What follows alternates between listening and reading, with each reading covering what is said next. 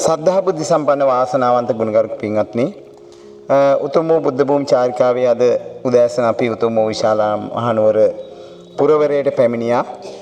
පැමිණිලා ඉවරලා මේ මොහොතේ අපි මේ සැදී පැහැදී තියෙන්නේ එදා භාග්‍යවතුන් වහන්සේගේ මහා පරිනිර්වාණයෙන් පසුව ද්‍රෝණ බමුණා විසින් රාජ්‍යයන් 8කට ධාතුන් වහන්සේලා බෙදා දීමක් සිදු වුණා.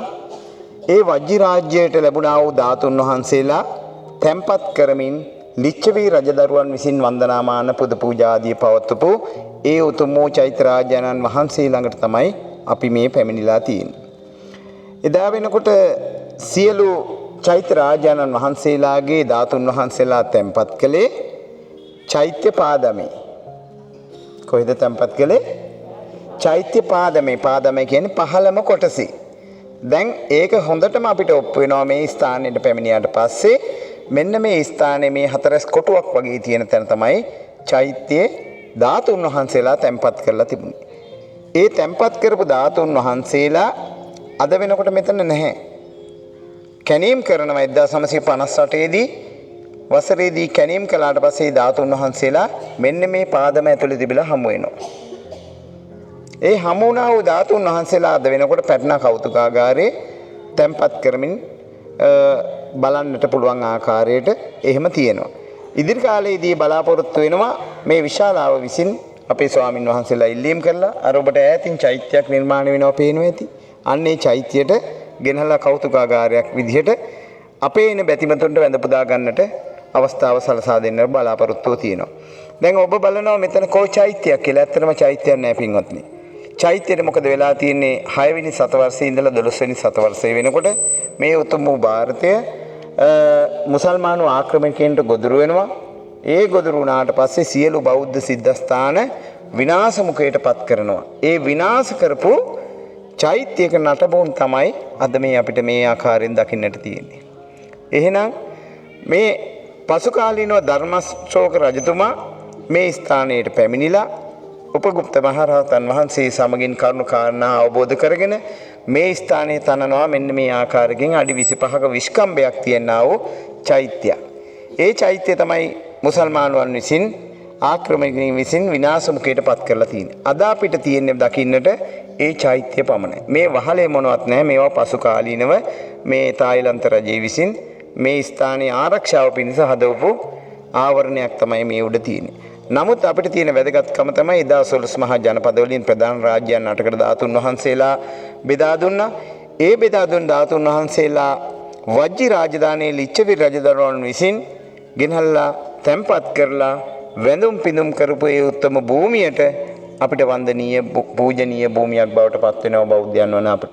එහෙනම් මේ උතුම් ස්ථානයට අපගේ নমස්කාරය වේවා කියලා අපි සාදු කියලා චෛත්‍ය වන්දනාව සිදු කරමු.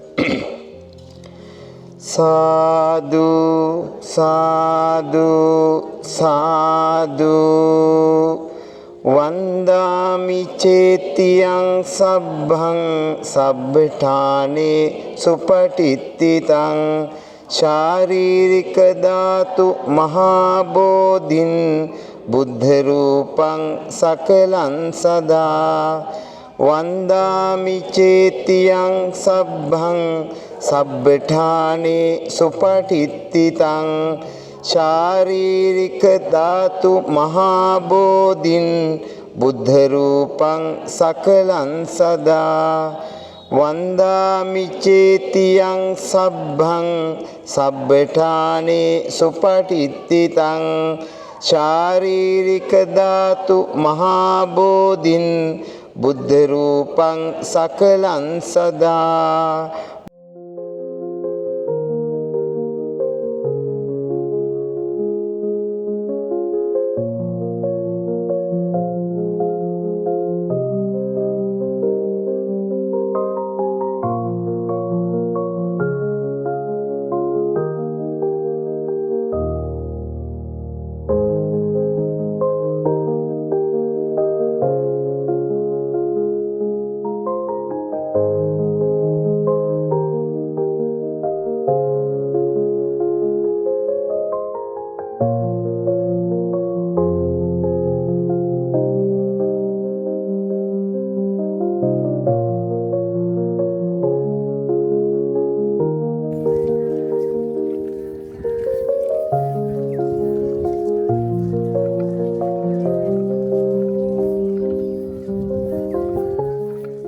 හැමදෙනාම සාදුකාරයක් පවත්වමු. තෙරුවන් සරණයි හැමදෙනාටම. වන්දනීය පූජනීය ගරුතර මහා සංඝරත්නයේ අපේ පින්වත් ස්වාමින් වහන්සේගෙන් අවසර, ඒ වගේම සද්ධා බුද්ධ සම්පන්න වාසනාවන්ත ගුණගරුක පින්වත්නි, මේ උත්තම බුද්ධ භූමි චාරිකාවේදී අද දවසේ අපි මේ වන්දනාමාන කරන්නට මේ සූදානම් වෙන්නේ, මේ පැමිණිලා තිබෙන්නේ උතුම් වූ විශාලා මහනුවර කූටාගාර ශාලාව පිහිටි උතුම් වූ පුදබිම වෙතට තමයි මේ අපි පැමිණිලා තියෙන්නේ. මේ විශාලා මහනුවර පිළිබඳව ඔබ පුංචි කාලේ ඉඳලා අසා දැන තියෙනවා නේද? පොතපත කියවලා තියෙනවා, අසාලා තියෙනවා. ඒක නිසා විශාලා මහනුවර කිව්වහම අපි දන්නවා එදා මේ 11 මහා ජනපද වලින් වජ්ජි කියන රාජ්‍ය ජනපදයට 11 මහා ජනපද වලින් එකක් තමයි වජ්ජි ජනපදය. ඒ වජ්ජි ජනපදයේ අගනුවර තමයි විශාලා මහනුවර කියලා හැඳින්වෙන්නේ. අද මේ අපි ශාසනික වශයෙන් වටිනාකම් රාශියක් සනිටුහන් වෙච්ච මේ උතුම් වූ පින්බිමට පැමිණිලා මේ ස්ථානයේ පිළිබඳව ඒ කරුණු කාරණා හරිහැටි විමසන්නට, වැම්ද පුදා ගන්නට, අවබෝධ කර ගන්නටයි මේ සූදානම් වෙන්නේ. අපි දන්නවා විශාලා මහනුවර කිව්වහම මේ මනුස්ස ලෝකේ තිබුණ දිව්‍ය ලෝකයක් බඳු පුරවරයක් තමයි විශාලා මහනුවර කියන්නේ. තථාගත අමාමෑණී සම්මා සම්බුදු පියාණන් වහන්සේද යම් යම් ස්ථානයන් වලදී සඳහන් කරා විශාලා මහනුවර කියන්නේ දිව්‍ය ලෝකයක් වගේ නේද? මනුස්ස ලෝකේ දෙවිවරුන් දකින්නට ඕනේ නම් යම් කිසි කෙනෙකුට යන්න කිව්වේ කොහෙටද? විශාලාවට යන්න කියලා කිව්වා. මොකද සියලු භවභෝග සම්පත් වලින් ඒ වාගේම ඒ හිටපු මිනිසුන්ගේ තීච්ඡ යහපත් ගුණධර්ම ගතිගුණ, ඒ වගේම රූපශ්‍රිය රූප ස්වභාවය කියලා කියන්නේ ඇත්තටම දිව්‍ය ලෝකයේ දෙවියන්ට හා ඒ රූපකායන් වලට සමාන වූ රූපයන් තමයි තිබුණේ. හැම තැනකම දන්සැල් තිබුණා, සාදුකාර තිබුණා, උත්සව තිබුණා. හොඳ දේවල් තමයි හැම තැනකින්ම ඇහුනේ. ඒක නිසා ඒ තරම් වටිනා කියන බොහෝම යහපත් ගතිගුණ ගුණධර්ම වලින් පිරිපුන් ප්‍රදේශයක්, ජනපදයක්, රාජ්‍යයක් තමයි මේ වජ්ජි රාජ්‍ය කියලා කියන්නේ. එතකොට ශාසනික වශයෙන් අපිට වැදගත් වෙන්නේ ලෝතර අමාමෑණී බුදු පියාණන් වහන්සේ මේ උතුම් පුදබිමට, මේ උත්තම භූමියට වැඩම කරන්නට යෙදුණා. බුදු පියාණන් වහන්සේගේ 5 වෙනි වස් කාලය ගත කරේ මේ උතුම් වූ භූමිය. ඒ වගේම තමයි ශාසනික වශයෙන් කාන්තාවන්ට විමුක්තිය උදා වුණේ. ඒ කියන්නේ භික්ෂුණී ආරාමය, භික්ෂුණී ශාසනය ආරම්භ වුණේ පින්වත්නි මේ උත්තම භූමියේ. එහෙනම් බලන්න මොනතරම් නේද මේ අම්මලට මොනතරම් විමුක්තියක් උදා වෙච්ච තැනක්ද? ලෝකවාසී කාන්තාවන්ට මොනතරම් වටිනාකමක් එකතු වෙච්ච භූමියක්ද මේ භූමිය. ඒ වගේම තමයි උබතෝ සංඝයා එකට වැඩ හිටියා වූ තැන. ඒ කියන්නේ භික්ෂුන් වහන්සේලා, භික්ෂුණී වහන්සේලා එක ස්ථානයක වැඩ හිටපු ආරාම සංකීර්ණයක්. ඒ වගේම තමයි මගේ බුදු පියාණන් වහන්සේ ආයු සංස්කාරය අතහැරියා.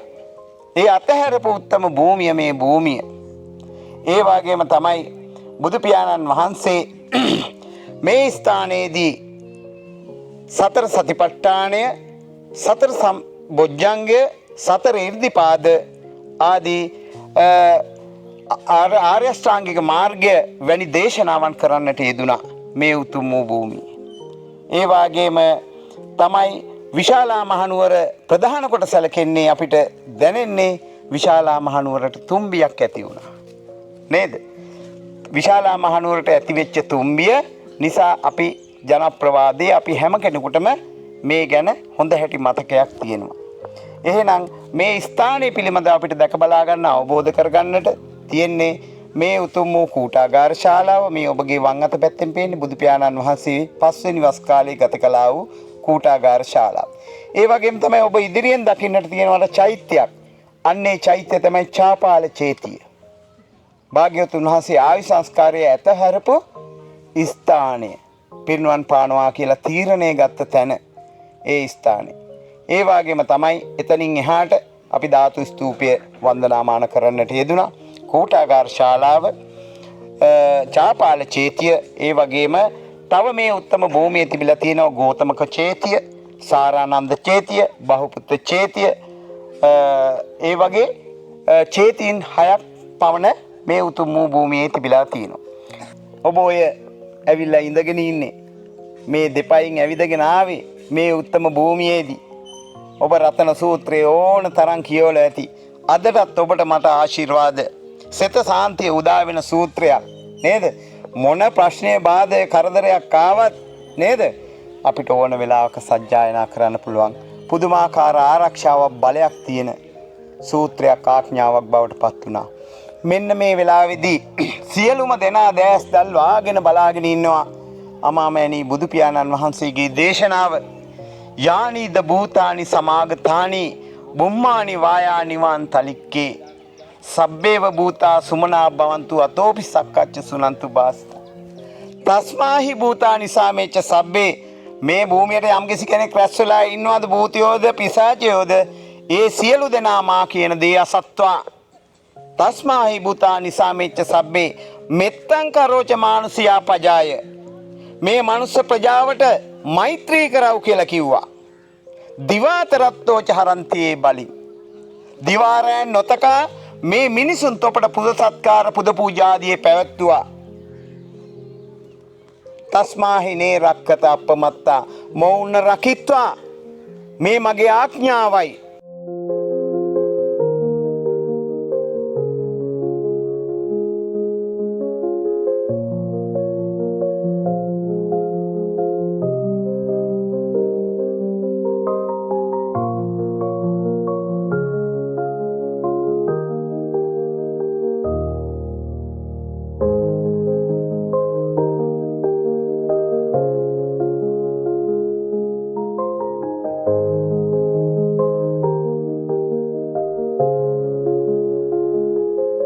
මෙත්පුර මේ වන්දනා චාරිකාව ගැන වචන කීපයක් කියනව නම් සිතට කතා කරන්න බැරි සංවේදී අවස්ථාවක්.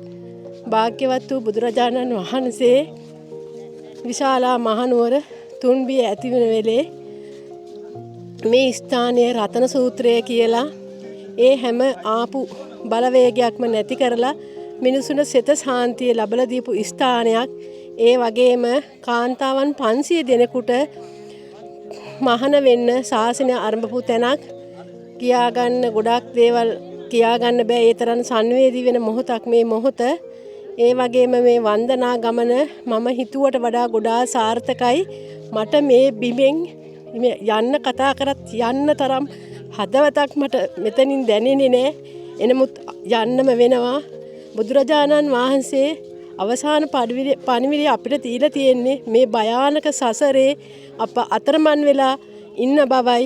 ඉතින් මේ භයානක සසර ගමනින් අපට නික්ම වෙලා නිවන සාක්ෂාත් කරගන්නට වහ කුසල් කරගන්න බුදුරජාණන් වහන්සේ දේශනා කර තිබෙන ස්ථානයක් මෙම ස්ථානය.